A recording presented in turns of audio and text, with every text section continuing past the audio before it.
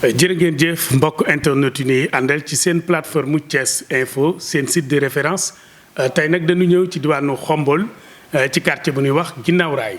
fii nag boo xoolee boo duggisee Xombol da ngay jël axe principal bi maanaam voie bi jëm Touba boo ñëwee ba ci intersection bi nga jël mbedd Touba Toul bi ñu ngi nag ci kër famille Khadim Diop nag nekk élève terminal S2 sciences expérimentales macha allah mu def ay performances yu am solo ci baccalauréat 2024 ci diwaanu Xombol ci lycée Koumba Diagué jury 1295 Khadim Diop nag macha allah liggéey boobu nag am na ci li nga xam ne moo di mention très bien avec une moyenne de 17,19 tey ñu déplacé wu ñëw waxtaan ak moom ci cursus scolaire am. waaye waxtaan ak moom itam ci mbégte mi nga xam ni macha allah fierté képp ku doomu Xombol rek ak foo mën a nekk ci réew mi ak biti réew la bala ñuy sori Khadim dañ lay bàyyi nga nuyu ak internet yi ñu ngi lay nuyu di la ziar. waaw merci beaucoup tonton maa ngi lay ziar maa ngi nuyu aussi ñëpp ñu may seetaan avant tout maa ngi nuyu sama yaay ak sama papa di nuyu sama famille yëpp après ça aussi maa ngi nuyu waa Xombol yëpp di nuyu suñu waa école xam mooy lycée Koumba Diagué de Xombol waaw voilà di nuyu képp koo xamante ni rek yaa ngi seetaan Thiès Info. bu loolu weesoo itam corps professoral bi nga nuyu leen également ndax ñoom itam encadrement yeeg surveillance yeeg tout ça am na solo ñu bàyyi la nga nuyu ñi la doon jàngal ci lycée Koumba Diagué ak képp koo xam ne rek vraiment sa soppe la. waaw. Pour le corps professoral je crois que man dama leen waral réserver benn mention spéciale parce que dañoo sonn trop ci préparation examen yi je peux dire même depuis 6e ba léegi ñu yor fii nii Xombol vraiment ils ont tout donné pour notre réussite je pense que si on est arrivé là c'est grâce à eux sans eux nous pourrons pas faire ça donc je crois que dama leen yoreel mention spéciale mooy corps professoral équipe bu toute l'équipe du lycée de Xombol lycée Koumba Diagué. moo xam professeurs yi surveillants yi même parents d'élèves yi ñoom ñëpp. rawatina nag maire dëkk bi moom boo ko nuyoo rek day daal di yóbbaale. waaw vraiment maire dëkk bi aussi Maguette Boye kooku moom dafa nekk koo xamante ni man personnellement dafa nekk sama xarit vraiment ñëpp xamee ma ko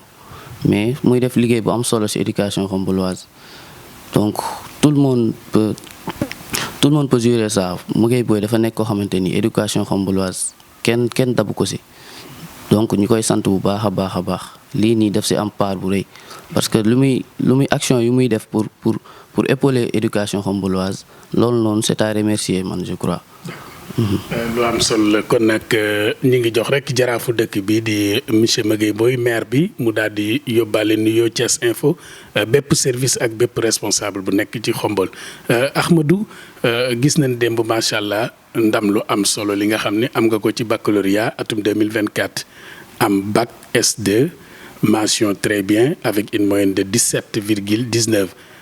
ci délibération bi ban sentiment moo la doon animé bi ñu waxee Khadim Diop. ak performance yi. waaw comme bépp élève rek def bac ba pare nekk di xaar ses résultats donc forcément on était sous la pression d'une manière ou d'une autre mais moment délibération moom day nekk loo xamante ni ak nu mu mënti demee daf lay libérer parce que on était sous la pression comme je l'avais dit mais quand même aussi maa ngi profiter ci occasion bi pour féliciter suñu waa classe élèves yi nga xamante ni réussir nañ fa seen examen. ñi nga xamante ni aussi sont admissibles maa ngi leen di souhaiter bonne chance pour le reste et pour les quelques peu qui n'ont pas eu leur examen maa ngi leen di souhaiter aussi di leen féliciter parce qu'ils ont tout donné toute la classe ils ont tout donné avec les professeurs on a tout donné donc ils le méritaient vraiment donc maa ngi leen di encourager di leen wax ni ñu jàppaar rek ba ñu bàyyi. macha allah lu am solo kon ñu jàpp te xam ni bu ñu teewee rek dina gën a ñëw comme ni nga ko waxee muy message bu solennel message d'engagement et de courage. am solo loolu Ahmadou xam naa ñëw ci carrément parce que tey ci centre bi buñ la tuddee rek vraiment ni jàll nga bac loolu fierté bi nga am sentiment boobu nan nga ko dundee démb ndax da nga ci ànd ak dal wala nan nga manifesté wu carrément. waaw bon c'est très normal quand même L'enthousiasme, l'euphorie, c'était tout au rendez-vous. Mais quand même, on l'a vécu calmement parce que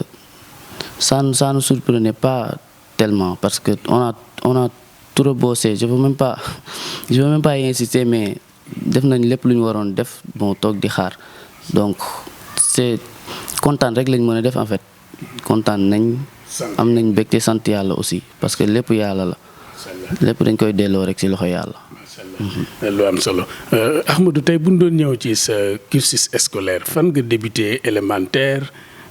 ba ci terminal bi ndax mën nga ci ñëw très rapidement. waaw de manière avancée man maa ngi defee déjà sama éducation yëpp fii laa ko defee sama cursus fii laa ko defee Khombole du début à la fin donc maa ngi commencé école élémentaire fii nii Sainte-Thérèse école catholique bu Sainte-Thérèse donc am fa benn éducation bu baax benn base bu dëgër si foofu noonu Sainte-Thérèse vraiment mu nekk école bu baax fii nii Khombole après ma am sama entrée en sixième j'avais fa laa defee CI ba CM2 foofu laa ko defee après si laa am sama entrée en sixième j'avais fait le concours pour entrer à l'école Saint-Gabriel de Thiès je l'avais eu mais avec mon encadrement on a décidé que je vais rester ici à Khombole pour faire mon cursus ici à Khombole donc c'est là que je me suis lancé au CM de Khombole foofu laa defee sama sixième ba amee fa sama BFEM après ma ñëw lycée Koumba Diagué de Khombole un très bon lycée donc il faut que j'y insiste parce que nekk na lycée boo xamante ni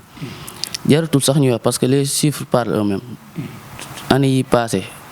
résultats yu ñuy def peut-être que c'est pas trop médiatisé mais résultats yu ñuy def résultats yu extraordinaires donc je tiens à lancer ça pour tout le Sénégal pour dire que le lycée Koumba Diagué c'est un très grand lycée avec de très grands professeurs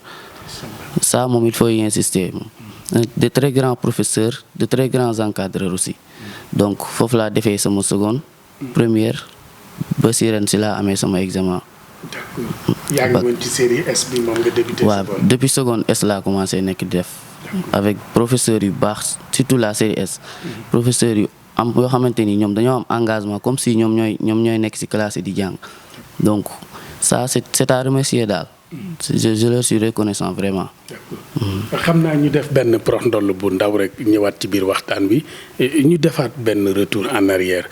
bac wàccaay yi metti na wax nga sànq pression da ci am léeg-léeg concentration bi parfois ngay sacrifier yenn activités inutiles yi pour gën a focaliser wu ci bac bi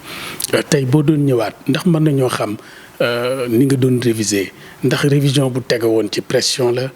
Parce que série S c'est pas évident mathématiques PC sciences physiques sciences naturelles également yooyu yëpp di ay matières yoo xam ni benn bu ci nekk rek TD yeeg exercice yi doy na xëy nga nekk ci loolu nan nga ko doon dundee ak nan nga doon waajale révision yi. waaw j'avoue que c'était pas facile pour élèves yëpp vraiment c'était pas facile mais on a tenu avec l'aide de nos professeurs aussi. Je le dis encore professeurs yi ñoo xamante ni ñooy nekk suñu ginnaaw à chaque fois di ñu épauler ñoom ñooy def lépp en fait presque lépp seen loxo lay nekk ñoom ñuy en plus d'être professeurs dans les classes ils nous soutiennent psychologiquement en donnant des conseils xam nga leur expérience lépp la ñuy soxla ñoom ñu nekkoon suñu ginnaaw faisant que c'était pas trop difficile mais en réalité on a bossé c'était un peu difficile quand même. parce que révision yi parfois nga jaxasoo parfois matière yu bëri mais alhamdulilah on a tenu oui nga bëgg ko boole matière littéraire yi presque même pression bi lañ lay exercer aussi SG français bi anglais lépp ngay bëgg a boole mais alhamdulilah sant yàlla rek. foofu daal mën nañ ni daal en dehors de seen démulation bi nga xam ni créé nañ ko ci seen biir muy journée d'intégration yi maire bi di organiser doon leen motiver bu loolu weesoo itam psychologiquement encouragement yi leen professeurs yi doon def mu leen doon motiver ci ay kàddu ak seen yaay yi seen papa yi doon leen ñaax loolu lu am solo la loolu dafay mel ni rek dafa contribuer également ci seen réussite tey. waaw en quelque sorte parce que je pense que jàng nekkul école kese nga koy defee parce que même kër gi même environnement bi ngay nekk loolu yëpp dafa nekk ay facteurs yu impacté ci say résultats mais ici moom à Khombole ñoom dañuy sant yàlla bu baax a baax di remercier aussi suñuy parents ci encadrement bu baax bi ñu defal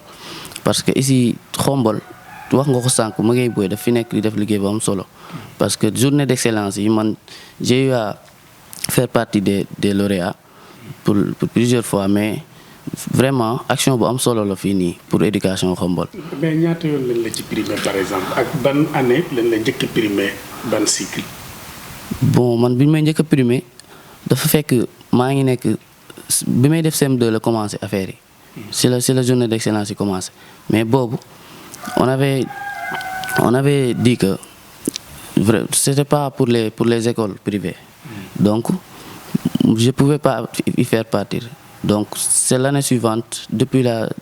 6e à partir de la 6e que je faisais partie des lauréats. D'accord. Le 6e ba ci dernière édition bi daal bokk nga ci ñi doon sargal ci parcours scolaire yooyu. non c'est mes 2 dernières années que j'ai pas eu à adhérer à faire partie des lauréats première et terminale oui. D'accord lu waraloon loolu temps bi la woon wala.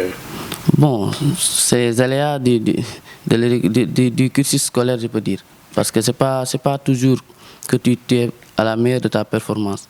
et c'est pas que je me suis lâché ou bien j'ai baissé mes résultats mais ici à Khombole il y a une certaine concurrence il y a une saine concurrence je peux dire. Oui c'est pas que mes résultats étaient parce que je prends l'exemple en première j'ai eu 15,82 en premier semestre et 15,39 en deuxième semestre mais on est là il y a beaucoup d'élèves qui sont performants et qui font de meilleurs résultats mais c'est pas que j'en fais pas partie que mes résultats sont mauvais mais il y a de meilleurs résultats je peux dire. choix yi daal moom moo indi différence bi. oui il y a choix yi moo indi différence bi parce que amoon na élèves yu nekk amoon dessus. c'est pour cela que j'ai pas pu partir. bu ñu la déggee foofu maam Khadim dafay mel ni kon bis boobu boo leen ci jugee rek tey nga gis sa benn moromu élève rawee la 2 points dafay mel ni ba tey source de motivation day déclenché wu ci yow. fi nga xam ni fa ngay defee tuuti faay ci say matières da ngay bëgg renforcer que pour bu déwénee nga bokk ci tendance yi. waaw comme je l'ai dit rek dafa nekk loo xamante ni day motiver élèves yi parce que da ngay dem ba classe yi sax ay tuuti différence lay am entre élèves tellement ku nekk day bëgg a dem au sommet mais ça a créé des meilleurs résultats ici à Khombole résultats yu baax la ñuy am même si classe intermédiaire yi da ngay gis ay notes extraordinaires donc loolu noonu dafa nekk motivation te je pense que day nekk loo xamante day propulser comme ni mu koy waxee Khombole sur orbite day nekk loo xamante ni day propulser éducation Khombole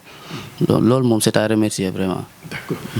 ba tey ñu des ci cadre éducation bi tey boo xoolee scientifique yi la plupart dañuy am ay choix ci seen matière dominante yi ñenn ñi dañuy bëgg loolu mathématique ñeneen ñi favoriser sciences naturelles ñeneen ñi physique chimie tey Khadim ci parmi say matières dominantes yooyu ban nga ci gënoon a favoriser ban moo la ci gënoon a neex. waa pour question de favori moom je pense que loolu prof yi ñoo ko réglé déjà parce que ñoom ils nous incitaient à tout apprendre même dañu doon wax sa EPS bi aussi bu leen si caaxaan lépp lañ ñu doon jàngaloo vraiment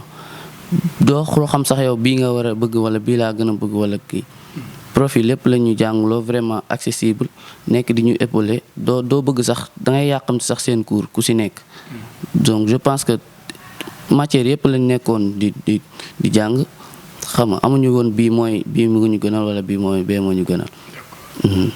Khadim bu njàng mi weesoo parfois itam li naan divertissement mais dans le sens propre du terme divertissement mooy tey nga am yeneen yëngu-yëngu yu bokkul ak njàng mi à tête reposée nga mën a ñëwaat ci kay tey Khadim bu jugee ci kay lan mooy nekk ay yëngu-yëngoom ndax day dem di sport wala day dem di topp daayira ngir gën a yokkaat vraiment sens spiritualité am ci diineem ak yooyu lan moo nekk en dehors ci njàng mi sa activité. waaw comme élèves yëpp ni nga ko waxee rek après jàng bi moom dina am loo xamante ni côté divertissement lay nekk mais fii moom ñun dañuy sant yàlla parce que dañoo am fii suñu koñ moom dafa nekk koñ boo xamante ni c'est bien encadré daal par ay guides donc depuis tout petit loolu rek lañ xam nekk ci daara ji xam nga di dem ko ñëw di jàng ay xasida di faire partie des daayira des kuréel def naa yooyu yëpp donc à part jàng bi day nekk loo xamante ni loolu mooy nekk suñu activité aussi football moom dama koy def aussi su fekk à part jàng bi comme tout jeune rek damay nekk donc milieu terrain laay joué nag.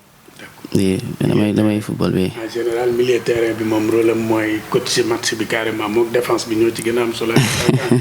waaw c'est ça de moom football moom ku si nekk am na rôle booy joué waaw. mais bi bac bi teroo xanaa defu leen football. da ngeen a suspendre affaire yi. waaw gëj nañu football moom vraiment à vrai dire moom bac bi xawoon na jël suñu temps ba taluñu woon ay football ak yooyu noonu mais instant bi je pense que lépp jeex na incha allah. kon daal mën nañ ni football daal mooy sa sport favori. waaw de loin kay moom vraiment. xam naa ñu def itam tuuti divertissement Khadim ban plat la gën a bëgg quoi. xam naa bu fi njaayee nekkoon moom ñu la si moo la gën a neex daal ci plat yi nga xam ne. man nag bëgguma lekk trop nag xam naa dama koy bàyyee njaayee ni rek parce que samay parents njaay lañ sant. sama yaay njaay la sant. mais ban plat moo la gën a neex. xanaa ceebu jën national neex na la wala. waaw jeex na ma kay. je peux dire ceebu jën en quelque sorte. ceebu jën maanaam lu tax yow nga def choix boobu. lu tax. nga def choix ceebu jën. bon. dafa nekk loo xamante ni je pense que képp ku juddoo Sénégal moom nekk na loo xamante ni yow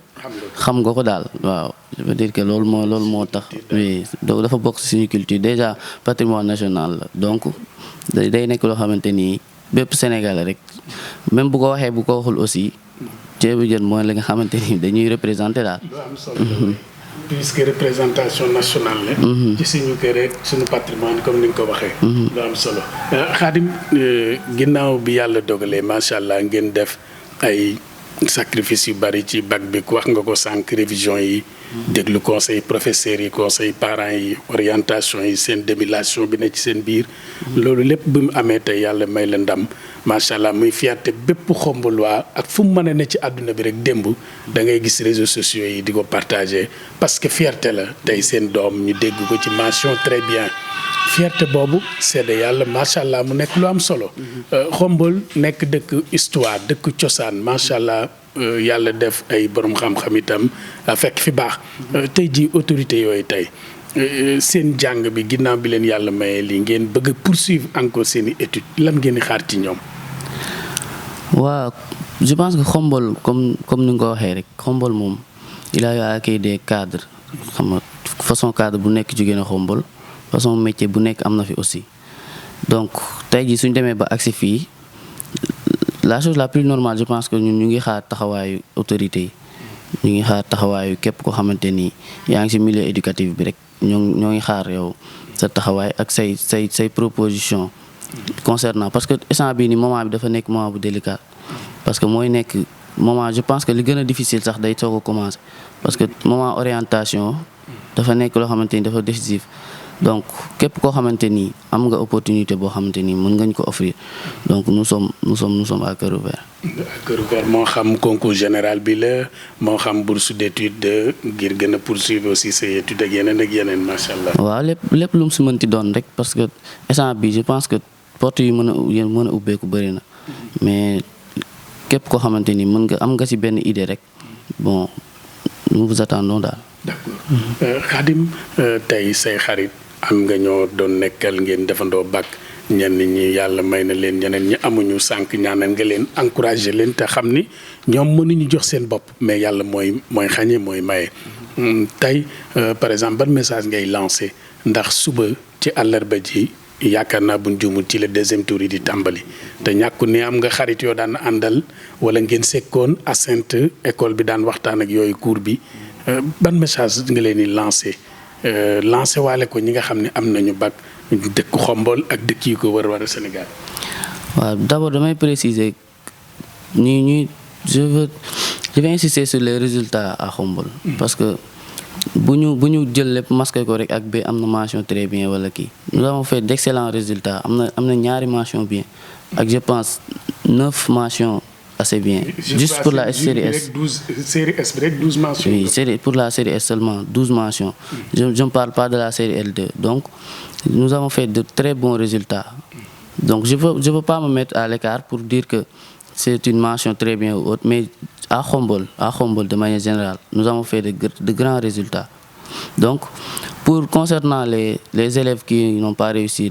je l'ai dit tantôt, pour nous réussir un examen, maa ngi leen di encourager di leen di leen wax ni rek fii moom yàlla moo nekk mooy maye yàlla mooy maye et que bu ko tuddul rek du ñëw en fait pour ñi nga xamante ni admissible yi tey rek nous étions là-bas à l'école pour discuter concernant les seconds tours les choix et autres donc nous sommes là en fait on vous dit que nous sommes là derrière vous vous allez aller les prendre inchallah donc bonne chance pour le reste nous avions bossé dur ensemble ça moom je témoigne ñoom ñëpp ñoo ko mérité ñu leen di ñaanal rek li ci des effectivement am na ay xarit yu koy passé suba inchallah donc di leen souhaiter bonne chance ak képp koo xamante ni yaa ngi passé second tour. macha allah Khadim lan mooy sa kàddu gu mujj nga tàggatoo ginnaaw nag bi ñu sekkee waxtaan wi.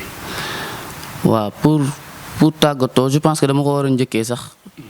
damay sant sama benn tonton koo xamante ni c'est un grand frère à ma mère mais kooku noonu je peux dire que sama lépp depuis bi may nekk xale sama lépp moom la donc maa ngi koy sant bu baax a baax di ko wax ni lii sax da ko fi waroon a fekk heure bii moom waroon toog di wax parce que je pense que sama jàng sax lu mu siy def dafa bëri donc maa ngi koy remercier bu baax a baax di ko sant bu baax.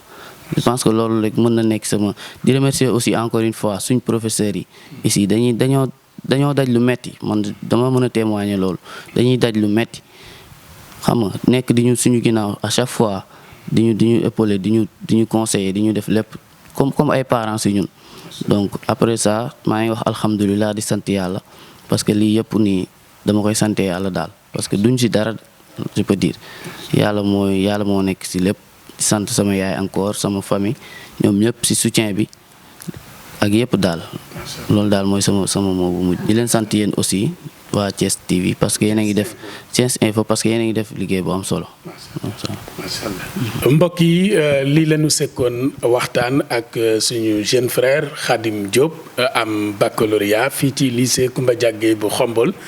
jury bi mu nekkoon nag di 1295 nekk jury bu nekk ci biir lycée bi mu àndoon ko ki moroomam ci science expérimentale maanaam série S2 macha allah série boobu rek am nañu 12 mentions. gis nga ni mu ko limee mu am solo loolu ñu amoon mbégte doon ko dalal fii ci këram ci ginnaaw raay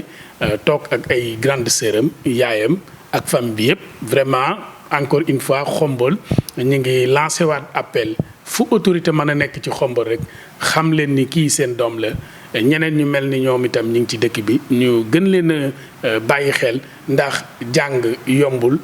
te dañu toll ci monde boo xam ni li mën a yàq sa jàng bari na internet bee ngi fi ak yeneen ñoom ñu dëtmal loolu lépp concentré wu ba tey jii ñu am résultat boo xam ni ndamul Xombol la ndamu inspection d'académie la ñuy remercier également autorités yi ne foofu di remercier également autorité Xombol yépp waaye buñ ko tegee ci loxo maire daal di yóbbaale ñëpp mbokk yi Khadim nañ amaloon waxtaan ñu àndoon ak Momar Sy mu ñu doon gunge ci xarale yi ñu ngi leen di jaajëfal di leen remercier bu baax a baax ci suñu plateforme bi ngeen ñu doon toppee muy Thiès Info TV jërë ngeen jëf ak site bi di thiesinfo.com